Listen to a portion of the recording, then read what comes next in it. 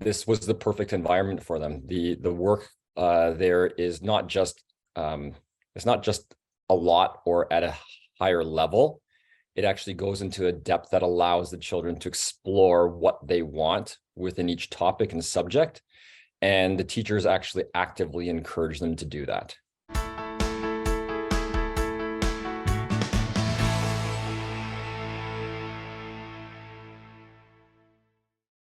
I'm Agnes Stowicki, Managing Editor with Our Kids.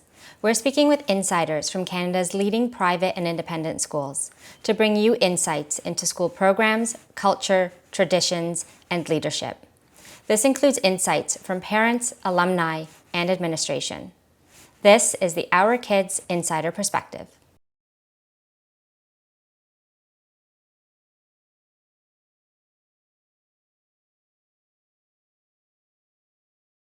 So it was an interesting process. I mean, I have three children, so they're about 2 years apart each. And so we actually started each of them at the same place when they were very, very young. And then we actually were looking for somewhere to transition to eventually. And we actually always had PACE in mind. And I can get into that a little bit later on. I mean, we actually had them through Montessori programs, through kind of traditional private school Montessori, local Montessori.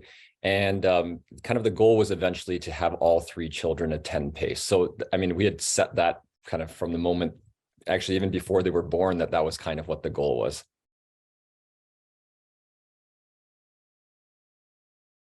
So our kids actually have really loved it, all three of them. Just going back to why we had decided on wanting our three children to go to PACE is that, so I come from a family of gifted children, and that's actually a gift and a curse. Because gifted children do need a different type of environment, and they respond differently to various educational and academic, non-academic stimuli. So what happens is that in a lot of schools, what is mistaken for giftedness is let's just advance the level of the curriculum 2 years ahead and force everyone to do that. In my view, for gifted children, that's not actually what makes gifted children gifted. It's not that they have the ability to go 2 years ahead. Now, certainly they may be able to, but what it is that they actually have a certain type of curiosity and want to go in depth in certain topics. And so in terms of the gifted education, it doesn't matter if something is 2 years ahead, but if it doesn't go into depth, it doesn't actually address that child's needs. And so this was the perfect environment for them. The work there is not just it's not just a lot or at a higher level. It actually goes into a depth that allows the children to explore what they want within each topic and subject. And the teachers actually actively encourage them to do that.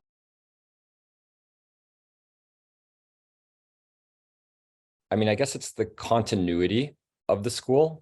Having grown through, my eldest son was there since grade 1. He's now in grade 6.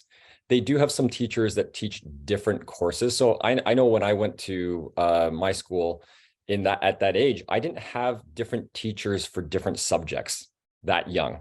I mean, I think I must have been in grade 7 before I had that. Maybe I had a French teacher, but I never had a different science teacher and a different math teacher. And so that specialist of that teacher is very unique. However, what happens then is that individual teacher that teaches math might teach them in grade 1 and teach them math again in grade 3. So in a traditional school where you would have one teacher only see that one student and not know kind of their history or what they came from, it's a very unique perspective for a teacher to be able to know what a child is like and then continue to see how they can develop that child even a couple of years later.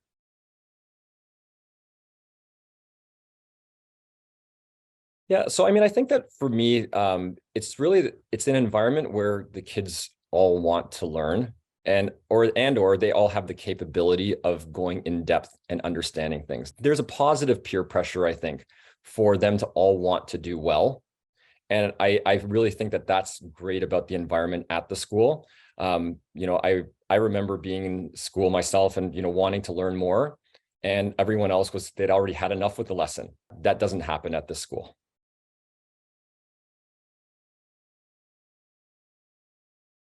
More and more we're recognizing now that it's not about knowing the mathematics or knowing, later on chemistry, memorizing those things. But what it is really about reaching your potential in different environments and different subjects and different avenues of your life, whether it be in the academic world or whether it's in, the sports world or, extracurricular activities.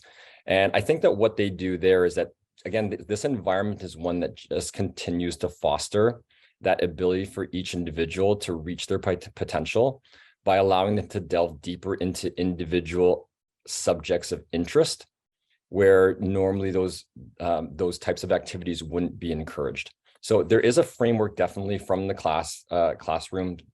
There are projects that are given out, but I think that the ability for the teachers to continue to push the children or guide the children further than they thought they could get to is one of the really special things about the school.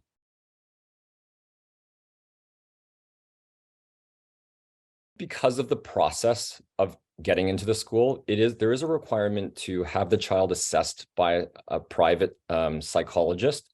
I believe because going into grade 1, so it'd be at the age of 5. Okay, I mean, that's pretty early. So I think the family has to be aware of this type of thing and has to be someone that is, very conscientious of the path and the education of their child. And I think this is part of the reflection of as well. I mean, we talked about the teacher support, the peer support, as well as that student.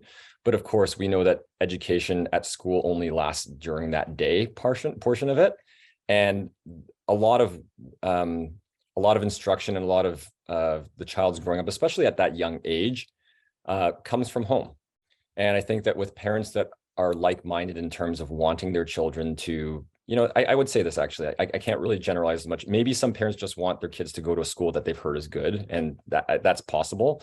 But there are also many parents who want their children to really live through the values of what the school is projecting. And I think that when you have parents that are supportive of that, in addition to those 3 other things that we talked about, it's a really unique situation that can't really be replicated elsewhere without that.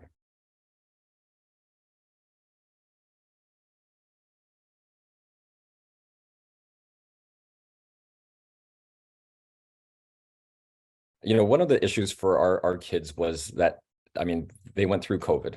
And, my eldest is in grade 6 now, and he had several years where there were going to be extramural sports, like against other schools, that they didn't get to enjoy at that time. So, I mean, he has now since been able to participate in sports against other schools. But I think that just the ability to go and represent the school and see where they are relative to their peers in other schools and still come out reasonably successful. That was something that I know my eldest son was very, very proud of. I think that the other thing that they really enjoy is their performances. They do something at the Richmond Hill Center for the Performing Arts. And it's not just kind of like singing songs. They, every other year they do one that's called the Festival of the Words. And so it's not singing, but it's almost like poetry with a rhythm. And it's amazing to see children in grade 1 be able to memorize, lines and be able to act and move on a stage. And it's everyone. It's not like you get to choose whether you want to do it or not. But the children are, given that opportunity to perform at a very young age. And I think that I know that for all my children, they really enjoy that performance, and we're, very happy that they were able to get onto a stage and perform in front of their parents, other parents, grandparents, friends, and their teachers as well.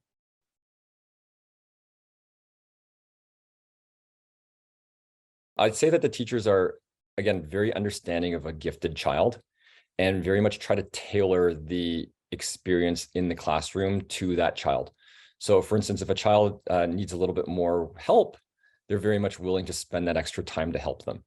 If they find that the child is, really has a potential to do a lot more, they will also challenge that child to do more. So I'll give you an example. We had our parent-teacher interviews, and just an example of the subject of French. My kids all enjoyed speaking French. Maybe it's part of it was I took French into university as well. And so they enjoyed it. And the teacher said, look, you know what, the next challenge is if they want some more work, like what we can do is we can actually provide you with some books to supplement, to go home and read and learn more about it. Or if they saw that the child, even though they knew they were advanced, on their evaluations, they were putting like together 3-word sentences. They would say, look, you know what, we know what you're capable of. That is what was asked on the assignment or on the test. However, we know you can do more. So, you know, please provide a little bit more depth into what you were saying. And that was something that would be communicated to us. If there was anything with regards to, you know, issues with their schoolwork, we'd get a phone call or an email. If there was anything with regards to, you know, an incident that would happen, whether it got injured or like a behavioral incident within the school, we would get an email and then someone would call us and we would follow up and have a discussion with it. And it was very reasonable, any of the discussions that were had. And it wasn't just oh, by the way, this is what happened. Like, let's really figure out why these things happen, how we can address this. How can we make sure it doesn't happen again? Or how can we make sure that we help support this person so that, you know, they know what was happening? And then, you know, if there were any additional questions, they're always open and available for an email or a phone call to be set up.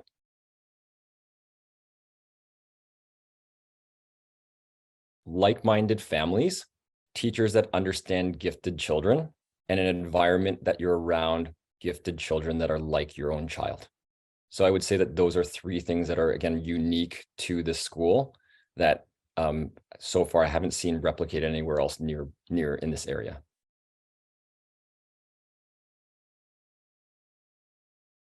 There's no one school that's right for everybody.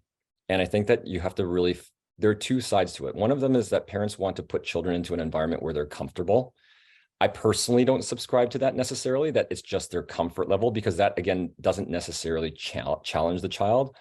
Sometimes the parents have to make a decision that this is the best place for my child to achieve, again, their full potential. And sometimes that means putting children out of their comfort zone, but in conjunction with making sure that they have that support. So I think that when looking for a school, understanding your own child and then understanding what that school can do to support your child's learning, those would be the greatest factors. Like, forget about the name of the school, forget about, like, you know, the bells and whistles. Is that environment going to be there to be able to support your child for the goals that you're looking for? And that's probably the advice I would give. For more information about this school, you can visit their profile at ourkids.net.